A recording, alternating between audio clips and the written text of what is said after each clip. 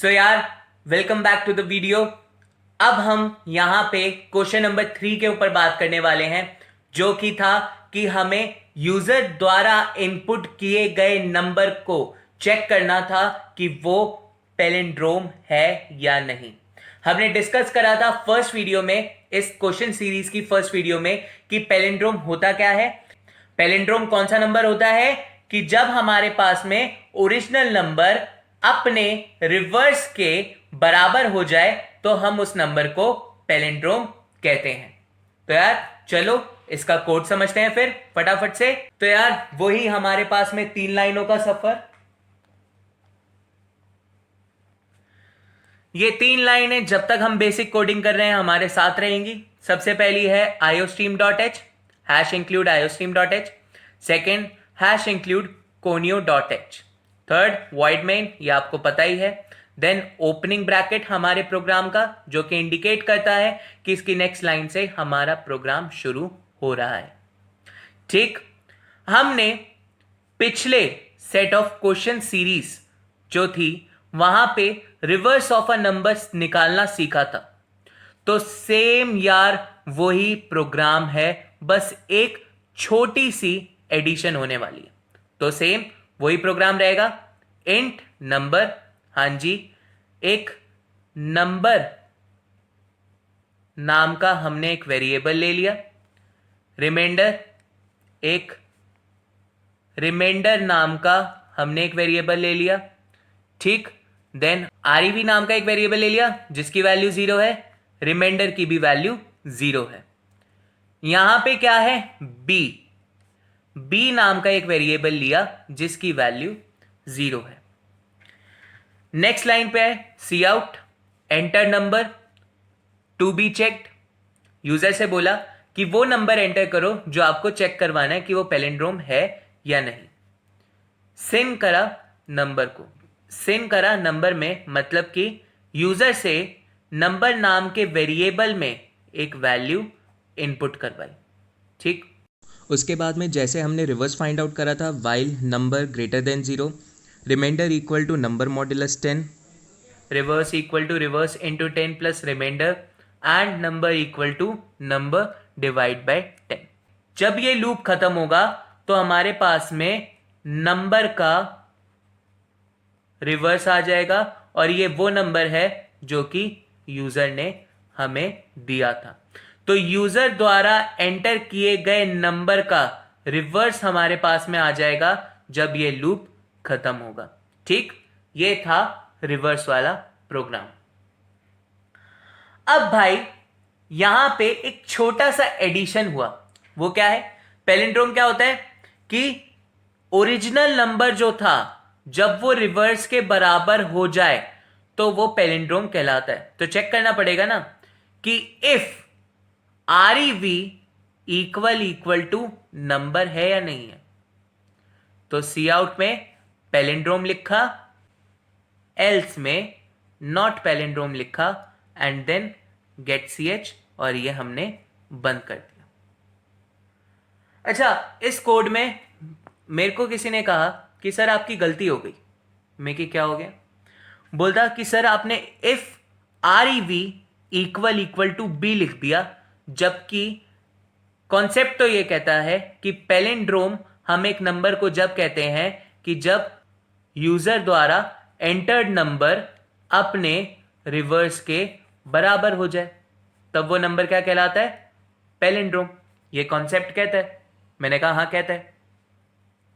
तो सर आपने यहां पे बी की जगह नंबर क्यों नहीं लिखा, ये तो वही वैल्यू थी ना जो यूजर ने हमें दी थी, तो आपने ये क्यों नहीं लिखा। तो यार अब वहां पे बी की जगह नंबर क्यों नहीं आया ये समझते हैं।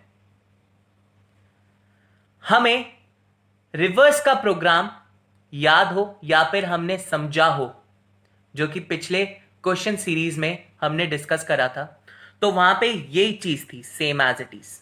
ठीक, तो ये क्या कहता है, सबसे पहले देखते हैं वहां पे क्या लिखा हुआ है ऊपर। यहां पे इंट नंबर मतलब समझते हैं इस बात को कि नंबर नाम का एक वेरिएबल है। बिल्कुल ठीक बात। जिसमें यूजर ने एक वैल्यू डाली है। लेट सपोज यूजर ने वैल्यू डाली 151, ठीक।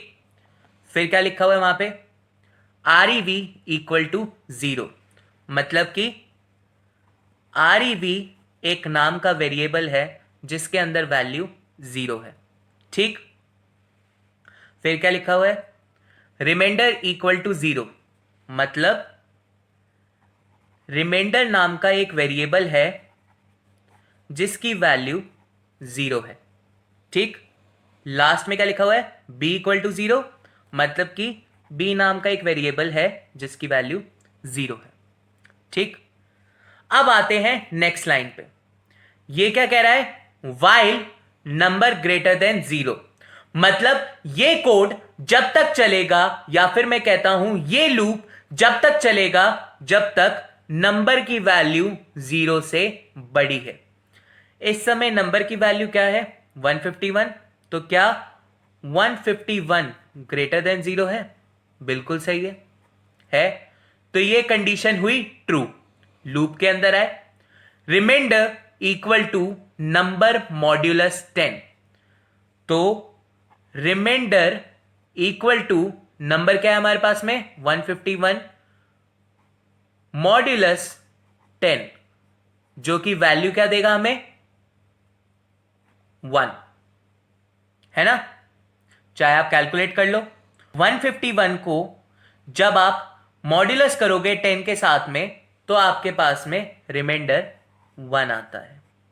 तो मतलब कि रिमाइंडर में वैल्यू क्या हो गई अब, 1, ठीक।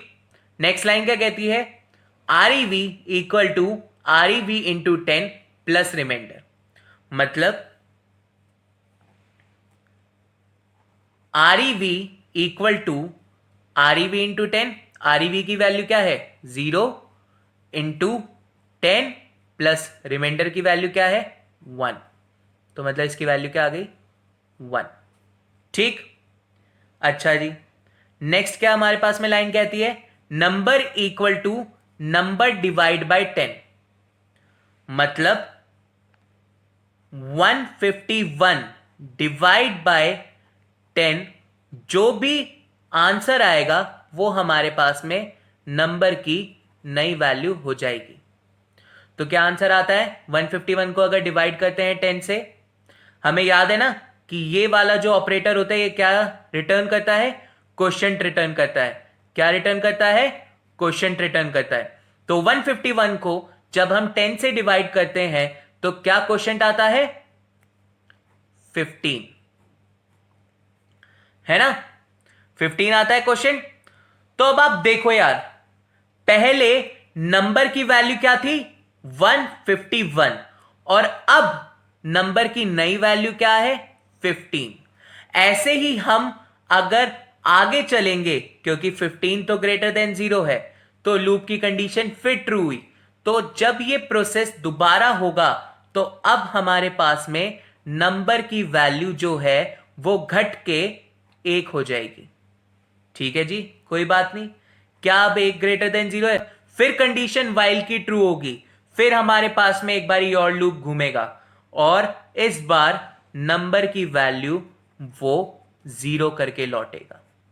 तो मतलब यूजर ने जो नंबर में वैल्यू डाली वो वाइल लूप के बाद में क्या हो गई, 0, इसलिए हमने वहां पे नंबर नहीं रखा। क्योंकि अगर हम वहां पे नंबर लिखते b की जगह, तो कि रिवर्स की जो वैल्यू है, हमने एग्जांपल क्या लिया था, 151, तो 151 का रिवर्स क्या होता है, 151। और अगर हम यहां पे b की जगह नंबर लिख देते तो हमारे पास में नंबर की वाइल लूप के बाद में वैल्यू क्या हो गई थी, 0। मतलब कि क्या कभी 151 इक्वल टू 0 हो पाता, मतलब ये कंडीशन जो थी ये हमेशा रॉन्ग होती और वो पैलिंड्रोम को भी नॉट पैलिंड्रोम दिखाता। इसलिए ही हमें क्या करना था, सिर्फ एक छोटी सी ट्रिक थी इसमें पैलिंड्रोम के क्वेश्चन में, वरना तो पूरा का पूरा question as it is reverse वाला है। सिर्फ एक छोटी सी ट्रिक है, वाइल लूप में जाने से पहले नंबर की जो वैल्यू है जो कि यूजर ने उसमें डाली वो हमें एक किसी और वेरिएबल में स्टोर कर लेनी है, ताकि ये जो नंबर है जो कि यूजर ने डाला वाइल लूप के बाद में जीरो भी हो जाए तो हमें कोई दिक्कत नहीं होगी, क्योंकि हमारे पास में यहाँ पे कंपेयर करने के लिए एक वेरिएबल तैयार है, और वो वेरिएबल कौन सा है? b, जिसकी वैल्यू 151 ही है। तो क्या 151 इक्वल इक्वल टू 151 है? बिल्कुल सर, ट्रू कंडीशन है। तो हमारे पास में ये नंबर एक पैलिंड्रोम नंबर है। तो यार होप आपको ये क्वेश्चन समझ आ गया होगा।